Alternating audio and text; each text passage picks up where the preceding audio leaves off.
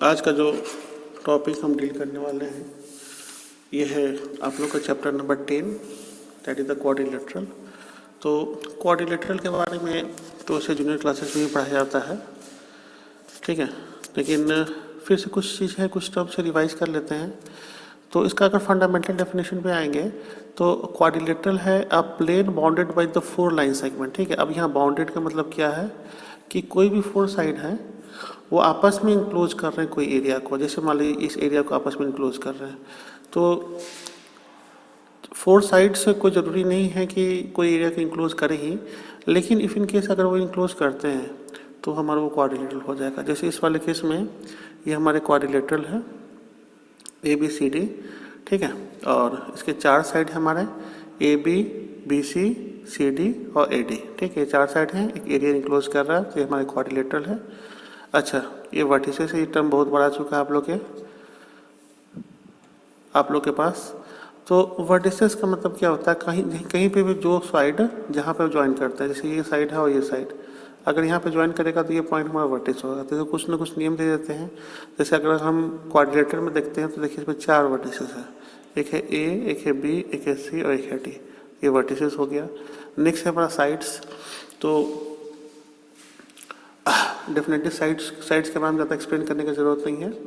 इसमें भी 4 साइड रहेंगे, क्वाड्रिलेटरल में 4 साइड रहेंगे। डायगोनल हमारे देखिए क्या होता है, डायगोनल हमारा अपोजिट वर्टिसेस। तो यहाँ पे ध्यान से देखना कि अपोजिट वर्टिसेस किसको बोलेंगे, ठीक है। तो अपोजिट वर्टिसेस मतलब कोई भी वर्टिसेस, इस वाले केस में A और C देखिए अपोजिट वर्टिसेस होंगे। तो वर्टिसेस जिन साइड से मिलकर बन रहा होगा उसमें से कुछ भी कॉमन साइड्स नहीं होने चाहिए। जैसे A और B आपस में एडिसेंट वर्टिसेस हैं, ये अपोजिट नहीं है। क्योंकि A वर्टिसेस को मिल जो बना रहा है side that is DA and BA, उसमें हमारे पास क्या है AB जो दोनों में कॉमन आ जाएगा, ठीक है। लेकिन हमारा अपोजिट वर्टिसेस का मतलब है कि ये बिल्कुल अपोजिट होगा, इसमें कोई भी साइड कॉमन नहीं आएगा। तो ये अपोजिट वर्टिसेस हो गए। तो अपोजिट वर्टिसेस को जो ज्वाइन करता है उसको हम डायगोनल बोलते हैं। एडिसेंट साइड, इसको थोड़ा जानना जरूरी है ना, एडिसेंट साइड किसको बोलते हैं। तो देखिए इसका सिंपल जो मतलब होता है जो बगल वाला नहीं, ठीक है, बिल्कुल सटा हुआ, ठीक है। लेकिन थोड़ा सा इसमें टेक्निकल डेफिनेशन जान लेते हैं कि कोई भी 2 साइड जिसका एक कॉमन वर्टिसेस होगा। जैसे मान लीजिए यहाँ पे लिखते हैं AD और AB, तो इसमें A जो है हमारे एक कॉमन वर्टिसेस है, तो AD और AB आपस में हमारे पास क्या होगा, एडिसेंट साइड हो जाएंगे। यही चीज़ अपोजिट साइड, अपोजिट साइड का मतलब हमारे पास में कोई भी हमारा कॉमन आर्म नहीं होगा, कॉमन वर्टिस नहीं होगा, वो हमारा अपोजिट होगा। जैसे हमारी AD जो है, AD हमारा BC, ये AD and BC not equal to, AD and BC हमारे पास क्या आ गया, ये हमारा एक पेयर है अपोजिट साइड्स का, ठीक है। तो अपोजिट साइड होगा इसमें वर्टेक्स बिल्कुल कॉमन नहीं होंगे, उसमें अपोजिट साइड हो जाएंगे इस वाले केस के लिए। उसके बाद कॉन्जिक्यूटिव एंगल हो गए। कॉन्जिक्यूटिव एंगल बोलिए या फिर एडिसेंट एंगल बोलिए, बिल्कुल सेम है। तो कॉन्जिक्यूटिव एंगल का भी कंसेप्ट वही होगा जो एडिसेंट साइड का होगा, ठीक है। तो एंगल हमारा कैसे बनता है, 2 आर्म से बनता है ना। जैसे इस वाले केस में एंगल A जो बना हुआ है कैसे बना हुआ है, तो एंगल A बना हुआ है DA और AB से बना हुआ है, ठीक है। तो ये कॉमन आर्म्स के थ्रू बना हुआ है। तो देखिए ये जो हमारा एंगल बना हुआ है इसमें दो आर्म है, एक आर्म है AB और एक आर्म है DA। ये 2 आर्म हमारे A पे ज्वाइन कर रहे हैं तो हमारा एंगल DAB या एंगल A बन रहा है, ठीक है। तो इसी तरह से एंगल B को देखते हैं। एंगल B को बनाने वाला कौन सा साइड होगा, एंगल B के लिए जो साइड होंगे वो AB और BC होंगे। तो इसमें दोनों में देखिए एंगल A और B में ये AB वाला जो साइड है ये दोनों में कॉमन है। तो इसमें हमारे पास अगर 2 एंगल में एक आर्म या एक साइड कॉमन होगा तो हम उसको एडजेसेंट एंगल बोलेंगे, ठीक है। तो ये हमारा एडजेसेंट एंगल बोलिए या फिर उसका दूसरा नाम है कॉन्जिक्यूटिव एंगल बोलिए। तो हमारे पास क्या होगा कि 4 पेयर बनेंगे हमारे क्वाड्रिलेटरल में, और लास्ट है हमारा अपोजिट एंगल, तो जिसमें कोई भी कॉमन आर्म होगा नहीं होगा, ठीक है। देखिए नो कॉमन आर्म, इसमें कोई भी कॉमन आर्म नहीं है, वो हमारा अपोजिट एंगल बनेगा। तो देखिए ध्यान से यहाँ पे इस फिगर में अगर हम देखते हैं तो हमारे पास एक है A और एक है C, ये अपोजिट है। क्यों, क्योंकि देखिए C को बनाने वाला आर्म क्या है, वो है DC एंड BC, और A को बनाने वाला आर्म है AB और AD, ठीक है। इन दोनों में कुछ भी कॉमन नहीं है, तो ये हमारे अपोजिट एंगल हो गया है ना। इसमें 2 पेयर ऑफ अपोजिट एंगल होगा, एक angle A comma angle C, ये एक पेयर होगा जो अपोजिट एंगल का पेयर है, और दूसरा पेयर जो है वो angle D comma angle B है। ये दूसरा पेयर है जो अपोजिट एंगल है, ठीक है। तो ये हमारे आ गए क्वाड्रिलेटरल के अपोजिट एंगल। अब आता है वेरियस टाइप ऑफ क्वाड्रिलेटरल्स।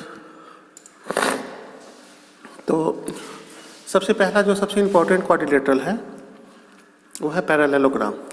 तो पैरेललोग्राम के बारे में काफ़ी डिटेल में बताया जाएगा, बस बेसिक इंट्रोडक्शन है। जो फंडामेंटल चीज़ है पैरेललोग्राम का वो है कि ऐसा क्वाड्रिलेटरल जिसका both pair of opposite side है पैरेलल टू ईच अदर। जैसे मान लीजिए यहाँ P Q is parallel to S R होगा पहला केस, दूसरा होगा S P parallel to R Q. अगर ऐसा है तो ये हमारा एक पैरेललोग्राम कहलाएगा, ठीक है। अपोजिट पेयर जो हमारे आपस में पैरेलल होंगे वो हमारा पैरेललोग्राम कहलाएंगे।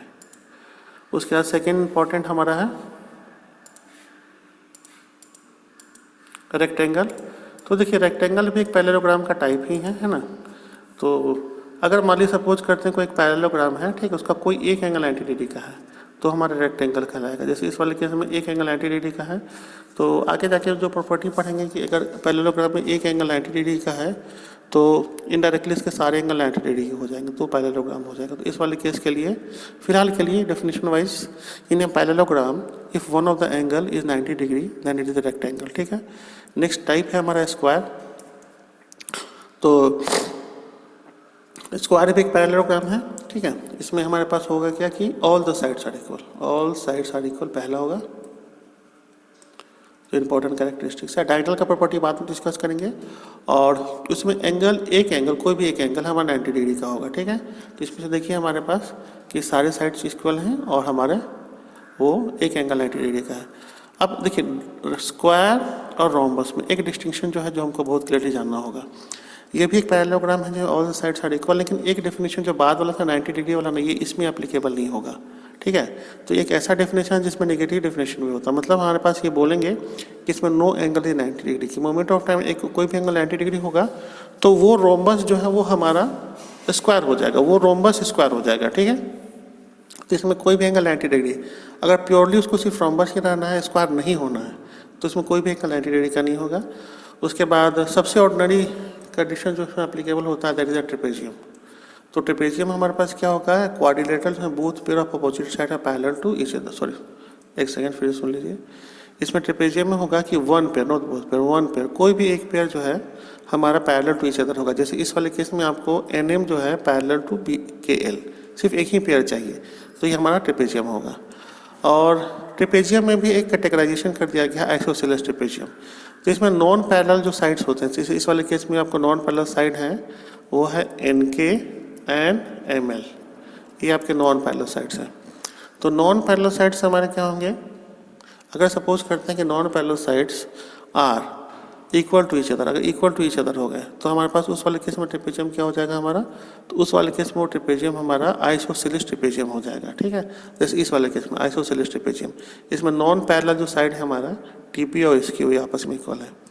और लास्ट कैटेगराइजेशन है वो है काइट का। इसमें हमारे पास two pair of adjacent sides, ठीक है। जैसे मान लीजिए इसमें एडजेसेंट साइड हमारे पास क्या हो गया, एक A B and A F, बस ए बी और ए एफ। तो two pair of adjacent side आपस में इक्वल होते हैं, कोई भी दो पेयर, ठीक है, एडजेसेंट साइड आपस में इक्वल होंगे तो हमारा B E equal to E F, जैसे इस वाले केस में। तो ये हमारा हो जाएगा काइट, ठीक है। चलिए तो ये समझ में आ गया। अब पैरेललोग्राम में अब इतना डिफरेंशिएशन जो है मतलब थोड़ा सा यूनिकली पढ़ा हमने, स्पेशल केस करके पढ़ा था, लेकिन देखिए इसमें क्वेश्चन में यह क्लियर हो गया है कि यहाँ पर लिखा भी हुआ है कि ये रेक्टेंगल हो गया, स्क्वायर हो गया, रोम्बस हो गया, ये सारे पैरेललोग्राम हैं। यानी कि पैरेललोग्राम का जो कैरेक्टर अवेलेबल है वो तो है ही है, लेकिन ये क्या है पैरेललोग्राम के स्पेशल केसेस है। तो स्पेशल केसेस जब बोलते हैं इसका मतलब ये हुआ कि पैरेललोग्राम में जो कैरेक्टर है उनके अलावा भी कुछ उसमें एक्स्ट्रा कैरेक्टर है। ये हमारे पास हो गया parallelogram. Now second part is the parallelogram is a trapezium, but the trapezium is not a parallelogram, ठीक है। इसमें लिखा parallelogram is a trapezium. Now see the parallelogram is trapezium, the trapezium is not a parallelogram. इसमें लिखा हुआ है ना, ठीक है। तो इसका मतलब क्या हुआ, देखिए ट्रेपेजियम में क्या बोला हुआ कि सिर्फ one pair of opposite side parallel to each other, है ना। तो हमारा पैरेललोग्राम का होगा, देखिए पैरेललोग्राम में तो बहुत pair of parallel to each other होता है, ठीक है।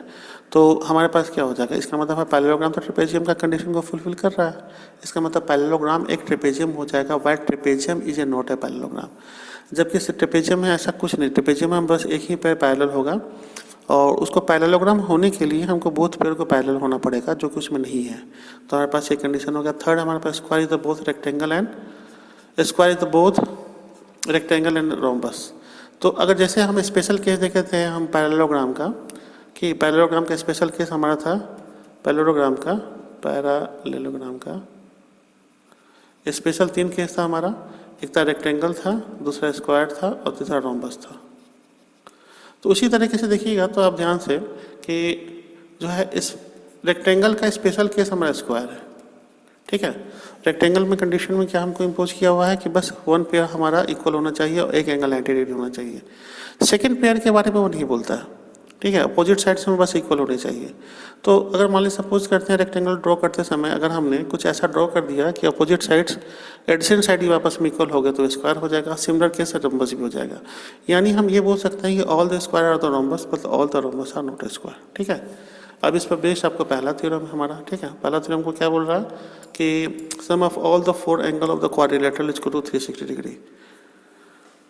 तो देखिए इसका पहला थ्योरम है, हमको प्रूव करना है कि sum of all the 4 angles of the quadrilateral is 360 degree. तो ये बगल में आपका एक क्वाड्रिलेटरल ड्रॉ करके दिया हुआ है ABCD। हमको प्रूव करना है कि ऑल द एंगल्स यानी angle A plus angle B plus angle C plus angle D is equal to 180 degree.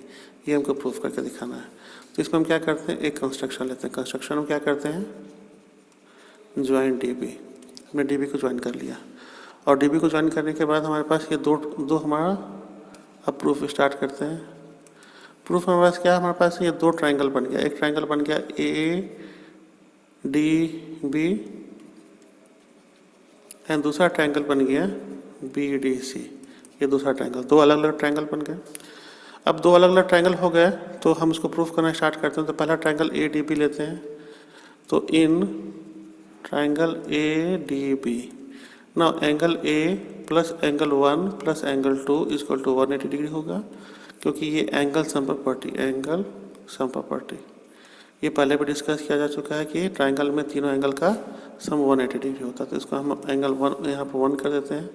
उसके बाद सेकेंड वाला ट्राइंगल लेते हैं, in triangle BDC angle C plus angle 4 plus angle 3 equal to 180 degree. ये भी angle sum property से होगी।